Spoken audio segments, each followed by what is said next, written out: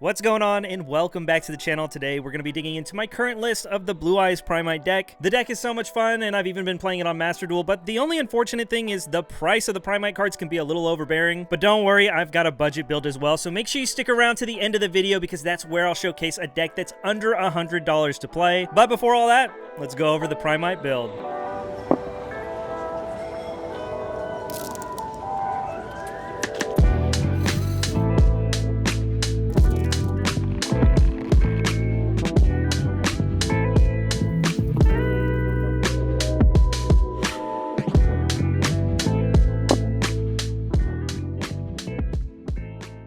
Alright, so like I said, we're going to go over the Primite build that I've been currently playing, but as mentioned, make sure you stick around to the end because I'll showcase the budget build at the end and how it compares to this full power build. So hopping into it, obviously, wouldn't be a Blue Eyes deck without Blue Eyes. Of course, we're going to be playing 2 copies. Not much to explain here. I will say I'm not playing anything like the Jet Dragon. I just don't think it's really needed. The one downside to this deck is the fact that it can be a little bit bricky, so I'm trying to mitigate that to the best of my ability. Of course, for our starters, we have our 3 copies of Maiden, alongside 3 copies of Sage, the Stratos for all our level 1 light tuners. The heart and soul of the deck, obviously, it also gets us access to our Link 1, but Maiden at the end of the day is really just the best card in this deck, not only getting you access to the True Light, but being a recurring body that constantly comes back in the process, which is really nice. Another starter for the deck that we're playing is 3 Wishes. I have seen players cut it to 2. I definitely agree with the logic because it is very hard to actually resolve this effect more than one time a duel, but to me, I really want to make sure I'm maxing out on all my starters in this deck because I am playing over 40 to mitigate drawing some of the 1-ofs I don't want to see. The best 1-of in the deck is the True Light. Not only does it help with getting all your combos going, but the insane amount of grand game that this card offers really helps this deck play against all the decks right now. Again, this is one of those cards I'm not trying to draw, but there's a couple others also. Of course, there's the other trap, Majesties of the White Dragon, and of course we have the Field Spell, the Mausoleum, and we have the Roar of the Blue-Eyed Dragon. Pretty standard stuff, nothing really too crazy to talk about. I will say the one thing I have entertained playing is the Quick Play Fusion spell for the deck. Reason being is by itself, it's a pretty decent card and it is good removal, but as mentioned, it is a little awkward to be able to resolve your wishes multiple times, but by playing another name that can be searched off of it, it just makes it to where now if you get into the mid to late game, the potential of resolving it a second time is definitely there. But that's it for the Blue Eyes. Now hopping into the Primites, obviously we're going to be playing 3 of the Ether Barrel. We also have 3 copies of the Load to go alongside it. Again, amazing consistency cards for the deck that can be standalone cards when you pair them with all your non-engine, and the fact that this engine gets you access to Drill Beam really puts this engine over the top. And yes, Drill Beam, we are running 2 copies. To me, this card reminds me a lot of something like Spellbook of Fate. The effect isn't exactly the same, obviously, but the point I'm trying to make is you try to have at least 1 in rotation each turn. Heck, there's even a world where I'd entertain playing 3, but I have some other non-engine I'm deciding to play as well. Speaking of non-engine, we are playing quite a bit. The first is Dominus Purge. I wanted to talk about this one first because, again, this is one that you will not see in the budget build. The card's really good. It acts very similar to something like an Ash Blossom, but the added benefit of having extra traps in your grave, even alongside something like Imperm, makes it to where not only do you negate the effects, but you destroy the card as well. And the fact that your deck pulls a trap out of the deck for its combo makes it to where this card is so much stronger than it would normally be. I'll be honest, Imperm feels very average right now. It's definitely a solid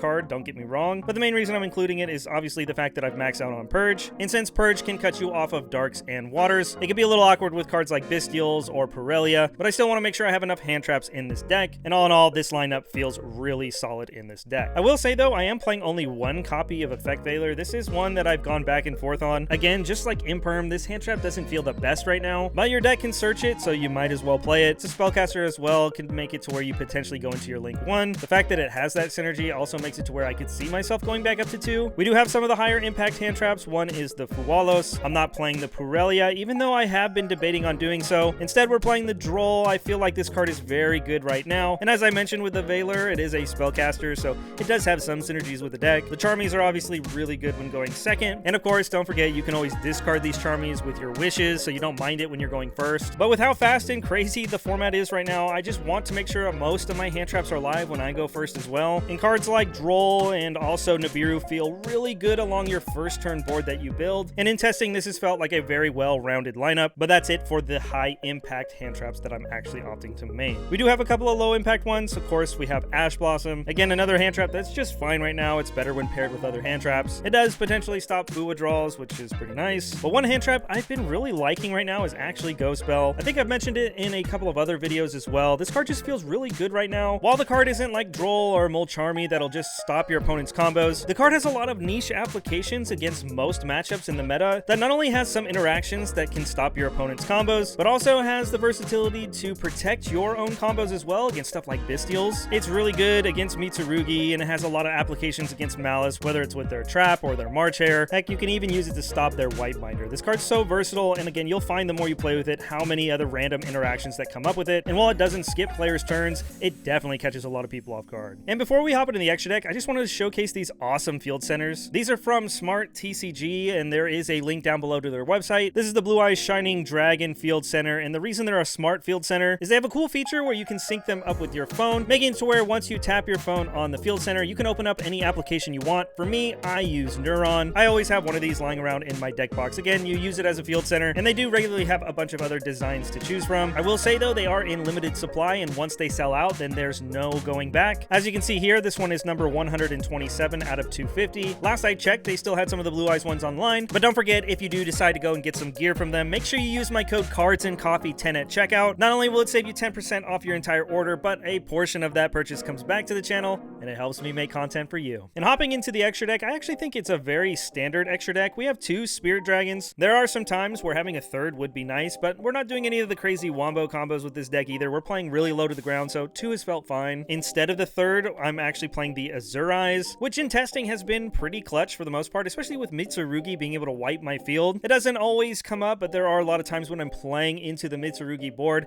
being able to have my Spirit on the field to tag into Azure Eyes anytime definitely has saved me a couple of times from losing my field. Of course, we have the Ultimate Spirit Dragon as well, and again, another one that I would like to run multiples of, but the one's the minimum you need. After that's just some of the utility synchros. We have the Black Rose Moonlight Dragon, the Light Storm Dragon, and of course, Ancient Fairy Life Dragon as well. This is the new addition from ALIN, and I really like this card. Its effects are pretty irrelevant. The only one you need to know is that it can attack while in defense position using its defense stat as its attack. This card makes it to where now you can OTK so much easier in the deck. Spirit Dragon plus a Blue Eyes basically is game. It's definitely something that was highly needed for this deck. Even though this deck can grind, a lot of the decks in the meta right now can just snowball out of control, so being able to end the game right away, super important. After that's just some links. Of course, we have the 2 Spirit Dragons. We got 1 Seal as well. These 2 are really self-explanatory. I am still opting to run the Lina. This, alongside the Azure Eyes from our synchros, are the 2 flex slots in my extra that I find myself regularly experimenting with. It is technically a way to get into Engine. Maybe you're playing the mirror match and you can steal their cards, or worst case, if you really need to, you can crash with it to search your cards as well. But other than that, we're not playing like access code or anything, so it's just there to go into SP Little Knight potentially. But again, self-explanatory, nothing too crazy with the links. And then for the fusions, we have of course the Tyrant, and we have the 1 Ultimate Dragon. I will say this card feels completely custom in this deck, especially when you get into a grind. If I played the quick play fusion spell, I would entertain playing 2. I mean, heck, even now I would probably consider it, but instead we also have the Typhon. No need to explain it, just a good board breaker right now. And believe it or not, this entire extra deck at its lowest rarity costs around like $13 to $14. So when we hop into the budget build that we're about to show off next, just know you get to play this exact extra deck, no compensations needed. So in front of you right now is the deck list we just went over. As you can see, it comes in around $350 at its lowest rarities. We're going to be able to shave this down to under $100, and who knows, maybe with all that money you save,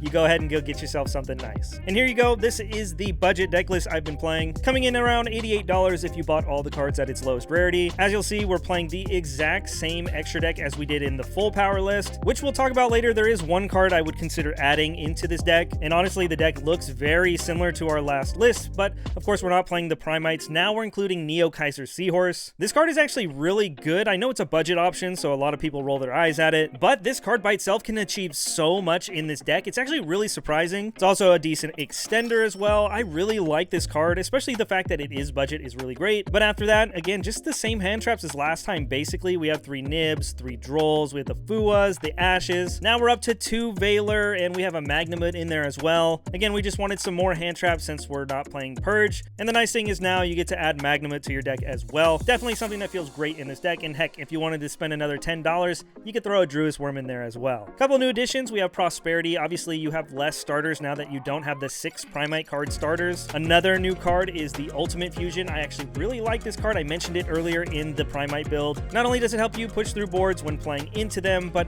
it's a decent interruption as well, being removal on your opponent's turn. But it's actually very important to include this card in this deck now that we're on a budget. As As I mentioned, it's very hard to resolve wishes multiple times a game, and now more than ever, since we don't have the recursion of the Primite cards, we're going to want to be able to resolve wishes multiple times in a game, so adding an additional target to be able to search definitely helps with the grind game of this deck. Other than that, it's all the same stuff we were playing in the last list, including the 3 imperms. I could definitely see myself maybe playing more Roar, and like I mentioned with the extra deck, the only thing that I would consider is that now we are playing the fusion spell, so bumping up the Tyrant to 2 is something I'd probably consider. The card literally is only worth 12 cents at its lowest rarity, so you don't have to go out of your way. I mentioned it in the deck profile. To me personally, the flex slots are the Azure Eyes and the Lina, but if it's budget that you're concerned with, honestly, this extra deck is already really cheap, but technically something like SP at $10 is the most expensive card here, so if you decide to cut this from your extra deck, it'll actually drop the deck to under $80. So that's gonna wrap things up for today's video. Thanks again for tuning in. I always appreciate the support. Again, make sure you go check out our friends over at CoDEE, the link's down below, and go use my code Cards&CoffeeTCG. I know Blue Eyes isn't the craziest combo deck in the format, but to me, this deck has been so much fun to play. But once again, thanks for tuning in, and here's hoping to see you on the next one. Peace.